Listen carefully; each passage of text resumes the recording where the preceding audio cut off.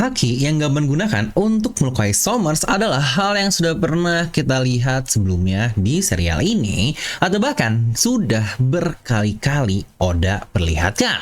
Ini bukanlah Ryuo, bukan juga Advent House Kono Haki. Tidak, ini adalah haki yang masih belum jelas dan belum terjawab bentukannya bahkan setelah masa time skip. Nah, Gacha Film sini kali ini kita akan bahas lagi terkait haki atau kekuatan apa yang dilakukan oleh Chopper Gaban untuk dapat melukai seorang God Snake, yaitu Somers. Di video sebelumnya banyak teori kan tentang batu laut lah, pohon Adam, haki baru, dan sebagainya. Nah, di video ini kita akan bahas secara spesifik apakah haki unik atau mungkin haki misterius yang belum kita ketahui sepanjang arc dari masa time skip. Yang udah cukup sering juga ya buat kalian para pengikut Devilomi, kita cukup sering membahas deep terkait haki atau bahkan power system yang ada di serial ini, yang bahkan ada video full sampai 30 menit lebih. Dan sebelumnya saya mau berterima kasih juga untuk channel Mr. Morse karena ide video ini saya dapatkan dari beliau. Tapi seperti biasa, kita akan menambahkan ide dan pemikiran saya sendiri Devilomi untuk teori yang diidekan oleh Mr. Morse tersebut. Dan buat kalian yang udah nonton video dari Mr. Morse bisa skip video ini. Tapi kalau buat kalian yang ingin tahu pendapat dan pandangan lain dari saya sendiri, boleh lanjut. Makanya pastikan kalian tonton video sampai habis agar tidak ada informasi yang miss dan juga setengah-setengah. Karena baik lagi, One Piece tidak masuk akal, tapi akal bisa masuk. Nah, mari tanpa basa-basi lagi, kita langsung saja. Wadaw!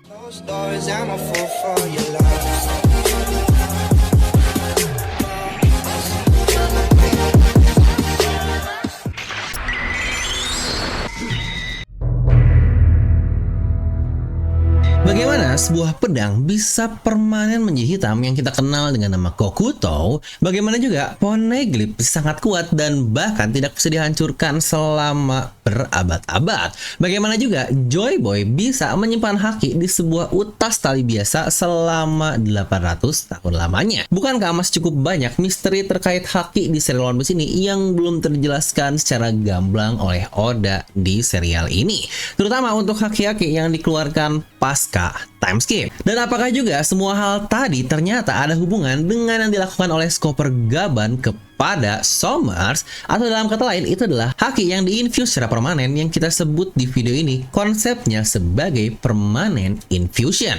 Ya benar, beberapa pertanyaan kita barusan masih satu padu dengan permanent infusion ini, dan Gaban lah karakter pertama yang menunjukkan hal itu langsung dalam sebuah pertarungan di serial One Piece karena melawan seorang yang bisa beregenerasi yang bahkan tidak ada hubungan dengan memukul lebih keras, serangan lebih tajam, karena regenerasi menetralkan semua itu.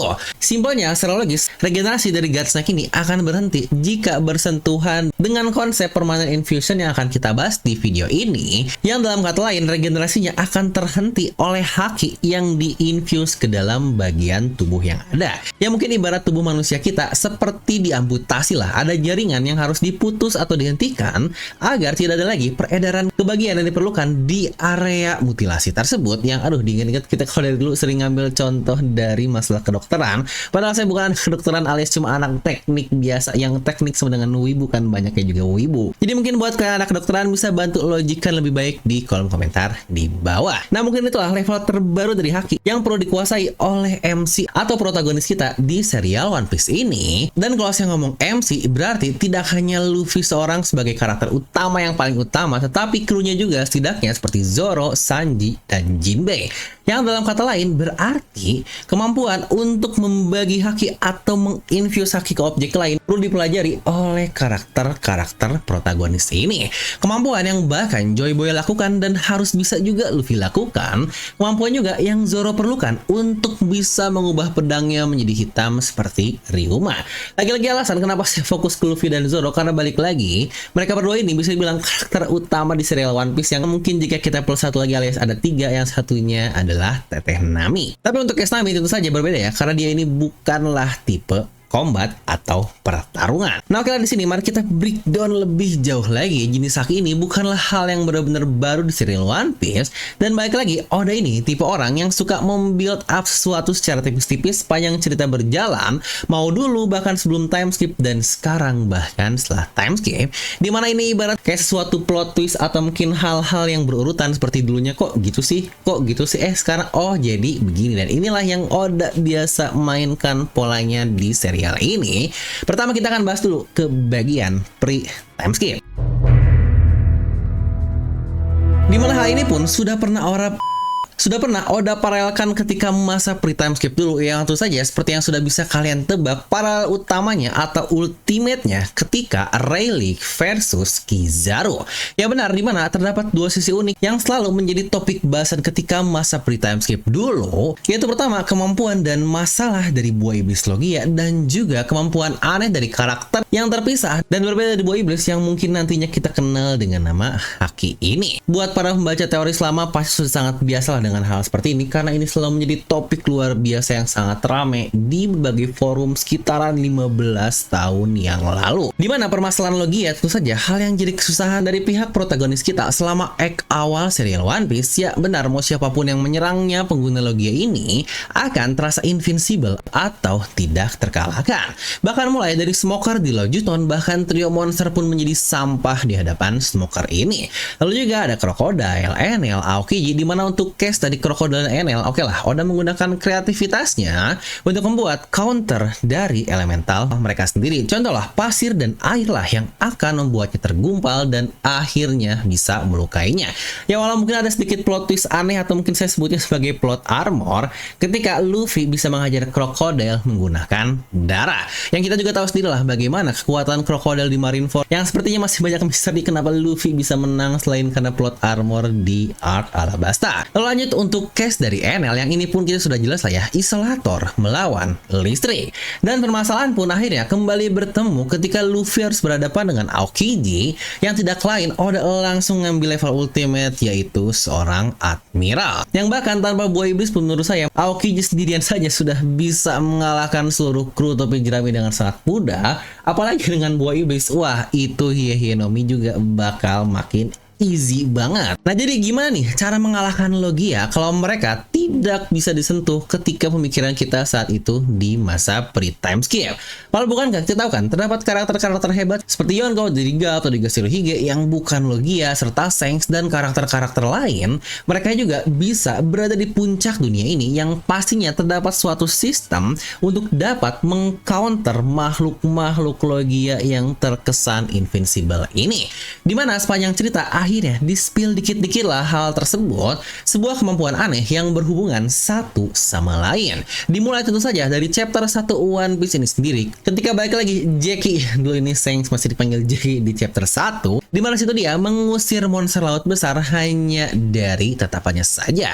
Lalu juga bagaimana Zoro bisa melukai Mr. 1 Dust Bones dengan pedangnya, dan bagaimana orang-orang Skypiea bisa memprediksikan serangan yang mereka sebut sebagai mantra. Dan di ujungnya kemampuan yang akhirnya bisa membuat orang lain terintimidasi di kasus ekstrim bahkan sampai pingsan. Yang pada akhirnya semua hal tadi pun terakumulasi di satu aksi luar biasa dari Rayleigh dan Kizaru yang kita bahas di awal tadi. Permasalahan Logia, kemampuan misteri yang hasilnya kita ketahui kan dan sangat kenal kalau semua konsep yang barusan kita sebut adalah konsep dari Haki. Kemampuan baru yang perlu dikuasai oleh protagonis di serial ini, tentu saja Luffy dan orang-orang yang tadi kita bahas. Ya benar, dimana dulu Shanks menggunakan House Konohaki yang kita masih belum tahu itu apa. Zoro pula bisa melukai Dustbone yang akhirnya kita kenal dengan nama Busosoku Haki, atau mungkin versi Wano disebutnya sebagai Ryuo. Dan Skypiea, para pendeta, bisa menggunakan Kenbun Haki dengan sebutan mereka yang disebut sebagai mantra untuk dapat memprediksikan serangan musuh yang next akan mereka lakukan. Dimana itu adalah ketiga tipe haki yang kita kuasai di masa pre-time skip, dan Rayleigh mempraktekkan langsung semua hal tersebut di satu aksi nyata, dan itu pun ke permasalahan lama kita, yaitu bagaimana melukai Logia. Dan Kizaru adalah contoh jelas untuk melakukan atau mengimplementasikan hal tersebut. Jangan lupa, Kizaru adalah seorang manusia cahaya, dia juga seorang admiral yang bahkan tidak tersentuh oleh semua karakter protagonis pada saat itu, dan hal ini pun terulang lagi sekarang dari Somers versus Gaban. Oda menggunakan skenario yang sama dan kita masuk ke masa post time skip problem. Ya benar, di fase time skip masalah regen adalah terkait Logia yang seakan-akan tubuhnya sembuh dengan sangat mudah, padahal itu adalah efek dari buah iblis. Yang akhirnya permasalahannya pun tuntas ketika dikenalkan sebuah konsep yang bernama Haki. Ternyata di masa post time skip atau pasca time skip kita menemukan lagi konsep regen yang baru yang dimiliki kemampuannya oleh para anak buah dari Imu seperti Gorosei dan juga Gas Knight. Yang bahkan Luffy pun hanya bisa kabur karena dia juga masih belum paham cara melukainya, seperti yang kita lihat di Pulau Eket yang persis seperti dulu lah Luffy yang kabur dari Smoker ketika awal masuk ke Grand Line. Dan sama juga dulu kemampuan Relic versus Kizaru yang sudah diforeshadowkan sejak lama, dan sekarang apakah Sommer versus Gaban pun Oda sudah memforeshadowkan hal ini juga sejak lama di masa pasca time skip. Nah, kalau kita menggunakan pola yang serupa, terdapat banyak misteri tentang haki yang masih belum dijelaskan di pasca time skip ini. Ya, bahkan dalam beberapa ratus chapter terakhir, terutama yang kita sindir di bagian awal, gimana pedang bisa berubah menjadi warna hitam dan bagaimana Poneglyph bisa bertahan sangat lama dan tidak bisa dihancurkan. Joy Boy bisa menginfuse haki untuk masa depan dan disimpan selama 800 tahun lamanya. Yang bahkan ketika dirilis, boom, itu efek hakinya sangat kuat sekali. Bisa meratakan para Gorosei dan juga angkatan laut satu pulau full egghead terdampak haki dari Joy Boy ini. Nah, lagi-lagi dua konsep barusan cukup serupa, yaitu terdapat haki yang bisa diinfuse ke suatu objek dalam jangka waktu lama. Makanya konsep ini dinamakan sebagai permanent infusion. Dimana untuk pemahaman kita, haki lama yang sudah kita ketahui adalah counter untuk buah iblis, karena kita bisa menyentuh tubuh solid dari si penggunanya seperti kepada pengguna Logia, yang walau memang tidak menetralkan buah iblis seperti Kairoseki atau batu laut atau bahkan buah iblisnya Miyami dari Kurohige, tetapi dalam kata lain kita bisa menyentuh tubuh manusianya menggunakan haki kepada para pengguna buah iblis. Nah, jenis baru di masa time skip ini adalah kemampuan Imo yang di-share kepada God's Knight sehingga mereka tidak akan terluka dan terkesan immortal untuk melawannya. Haki biasa bahkan tidak akan berpengaruh karena tubuhnya pun tetap utuh dan haki pun tidak menempel di tubuh mereka. Nah, si infusion permanen ini akan meninggalkan hakinya yang kasarnya di tubuh musuh yang terluka, dan haki tersebut akhirnya akan menetralkan atau meniadakan efek regenerasi seperti yang kita lihat oleh Gaban dan juga Somers. Dimana konsepnya adalah haki disimpan ke dalam sebuah objek yang bukankah ini pernah menjadi concern kita beberapa kali, yang tentu saja selain dua yang paling jelas antara Kokuto dan juga tali Joy Boy, ada dua lagi juga yang cukup mencurigakan. Dimana haki biasa kan kita memasukkan haki ke objek, anggaplah pedang Zoro, tetapi ketika Zoro berhenti menyalurkan hakinya kepada pedang tersebut, maka pedangnya akan berubah warna menjadi biasa lagi. Nah, di case dari Joy Boy, dia menginfuse tali dengan hakinya dan si haki tersebut tidaklah hilang, bahkan setelah Joy Boy menghentikan infuse-nya, atau dalam kata lain hakinya tersimpan di dalam tali tersebut yang bahkan setelah Joy Boy mati juga. Contoh lain adalah Kokuto butuh waktu dan skill yang luar biasa agar bisa membuat haki jenis ini pun tersimpan secara permanen, bahkan selamanya. Dan sepertinya tidak semua orang bisa, karena atau bukankah Gaban, Relic, Oden, dan Roger saja tidak bisa membuat pedangnya menjadi berwarna hitam. Tetapi efek dan haki permanen infusion ini masih tertinggal di pedang, dan hal ini pun bukankah pernah terkonfirmasi ketika Kaido masih bisa merasakan aura Oden dari pedang Enma saat digunakan oleh Zoro. Ya benar, bukankah ini masih menjadi misteri kenapa haki Oden yang sudah mati masih bisa dirasakan dari sebuah pedang, padahal dia sudah 2 dekade 20 tahun yang lalu mati di Wano Kuni. Dan juga mungkin ini menjadi alasan kenapa Enma bisa menguras habis haki Zoro waktu awal-awal menggunakannya, karena Enma kemungkinan masih mengira kalau penggunanya adalah Oden, dan itulah memori tersimpan dari haki tersebut di sebuah objek, dan Enma akhirnya menarik haki seperti dulu menarik haki Oden, padahal sekarang yang menggunakannya bukanlah Oden melainkan Zoro. Makanya banyak yang bilang cukup keren kan Zoro bisa menjinakkan Enma karena harus menyesuaikan haki luar biasa yang dimiliki oleh Kozuki Oden di masa lalunya. Atau mungkin kalau bahasa lebih ilmiah, residu dari si haki user sebelumnya masih tersimpan di objeknya, dan dalam case Enma adalah pedangnya. Dan baik lagi notes ya, di sini bukannya Zoro menggunakan haki dari Oden, tetapi Zoro masih tetap menggunakan haki dia sendiri, tetapi masih ada residu atau mungkin store yang tersimpan dari pedang Enma yang dimiliki oleh haki Oden, jadi tetap hakinya adalah haki Zoro. Dan hal ini pun lalu dilanjutkan menjadi sebuah teori yang mungkin kalian pernah baca atau mungkin dengar, yaitu Poneglyph kenapa bisa sangat kuat tidak terhancurkan bahkan oleh meriam sekalipun, karena Mereka dilapisi oleh haki yang kuat dan disimpan dengan permanen infusion ini. Bukan karena mereka dibuat oleh batu khusus, karena kalau menggunakan batu khusus seharusnya ini pun sudah dibang atau sudah gagal ya. Kalau gitu mah ya udah semua orang aja menggunakan batu khusus yang digunakan untuk poneglyph, entah untuk pedang atau senjata-senjata lain karena tidak bisa terhancurkan. Ya harusnya karakter-karakter super kuat pun seperti Shirohige, Rox dan yang lain akan menggunakan batu ini. Hal ini pun konsepnya sama nih seperti mindset-mindset yang suka berkata, kenapa senjatanya tidak menggunakan batu laut aja, karena bukankah itu bisa meledakkan apa-apa. Yang baik lagi, bahkan karakter-karakter kuat seperti Yonko yang lainnya tidak menggunakan batu laut untuk menghajar musuh-musuhnya, karena pedangnya adalah pedang biasa saja yang akhirnya dilapisi dengan haki, dan inilah yang mungkin lebih kuat dari hal-hal yang barusan komponen yang ada di dunia One Piece. Dimana nih, fun fact menarik, haki Oden yang bisa terasa lama oleh Kaido bahkan setelah 2 dekade kematiannya masih bisa dirasakan. Dia adalah seorang klan Kozuki, dan bukankah klan Kozuki ini adalah orang yang sama yang membuat poneglyph dahulu di serial One Piece ini? Apakah klan ini punya haki cukup unik seperti bisa melakukan permanent infusion dengan lebih mudah? Makanya hakinya bisa disimpan ke sebuah objek dengan lebih mudah lagi. Yang untuk kali ini pun tentu saja kita masih belum tahu. Tapi yang jelas terdapat hubungan antara Kozuki dengan Joy Boy dahulu yang salah satu misinya untuk menyebarkan berita atau message ke seluruh dunia. Lagi-lagi Joy Boy, si haki tali barusan pun nyambung dengan klan Kozuki. Yang apakah semua ini terjadi secara kebetulan? Yang menurut saya sih tidak ada yang namanya kebetulan. Pasti semua itu adalah hal paralel yang sudah di build up, sudah dibangun oleh Oda Sensei. Yang bahkan bisa saja Joy Boy pula lah yang menginfuse hakinya ke dalam poneglyph. Makanya benda tersebut bisa sangat-sangat kuat sekali. Toh jangan lupa haki tali aja bisa meratakan semua Gorosei. Jadi keempat misteri barusan, poneglyph, aura Oden, pedang hitam, haki tali, semuanya membawa kita kepada satu kesimpulan, yaitu haki bisa tersimpan di sebuah objek tanpa usernya menginfusnya lagi dengan haki.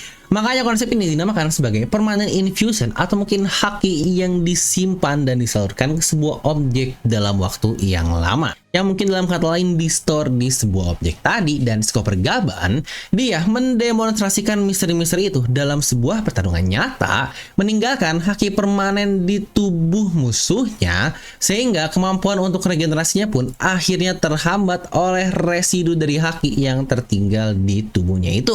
Yang bukankah cukup mirip seperti Rayleigh versus Kizaru, di mana tubuh solidnya dia tebas menggunakan haki, walau mungkin ada special case di antara pertarungan Kizaru dan Rayleigh ini. Di mana di situ Rayleigh bisa melukai Kizaru di pipinya yang sampai berdarah, dan bukankah dia satu-satunya orang, ya mungkin plus Luffy lah di Pulau Eket, yang bisa melukai Kizaru yang pernah kita lihat sepanjang cerita One Piece ini berjalan.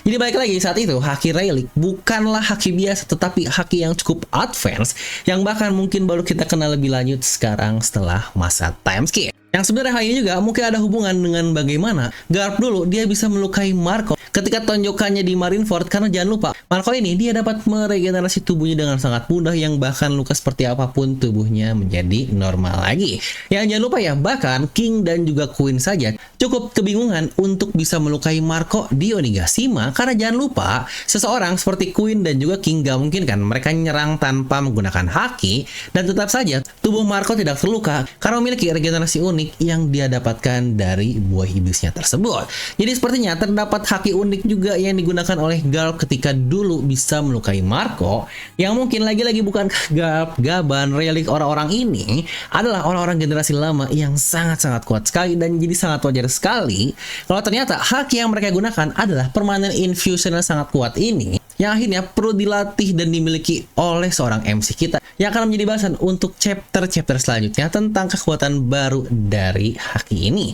Jadi baik lagi, kita tidak mendapatkan sebuah konsep baru seperti entah namanya anti magic atau apapun itu, tetapi tetap satu konsep yang sama, yaitu haki, hanya tipenya saja yang berbeda. Dan jika seperti itu, saya jauh lebih bisa menerima dibandingkan terdapat konsep-konsep yang baru lagi. Dan juga nih terdapat pertanyaan-pertanyaan kalian seputar apakah God Stack lebih kuat dibandingkan Admiral? Yang ini pun sudah pernah kita bahas di video sebelum ini. Di video ini bisa kalian tonton jika penasaran.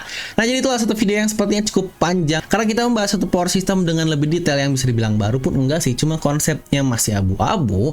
Yang menurut kalian seperti apa bisa langsung tuliskan pendapat kalian di kolom komentar. Dan seperti biasa, like aja video kalian suka, dislike kalau suka, jangan lupa untuk subscribe dan juga share ke teman kalian. Gue udah film pamit and I'll see you guys next time.